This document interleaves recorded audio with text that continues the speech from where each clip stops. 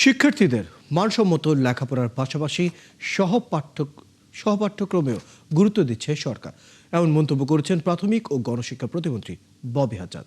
বৃহস্পতিবার রাজধানীর একটি শিক্ষা প্রতিষ্ঠানে নবনির্মিত ভবন উদ্বোধন এবং বার্ষিক ক্রীড়া প্রতিযোগিতার পুরস্কার বিতরণী অনুষ্ঠানে তিনি এসব কথা বলেন।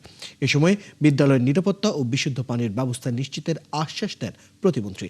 জাতীয় পর্যায়ে নতুন করি স্পোর্টসে তার নির্বাচনী এলাকার শিক্ষার্থীরা ভালো ফল করবে বলেও প্রত্যাশা ববি হাজ্জাজ।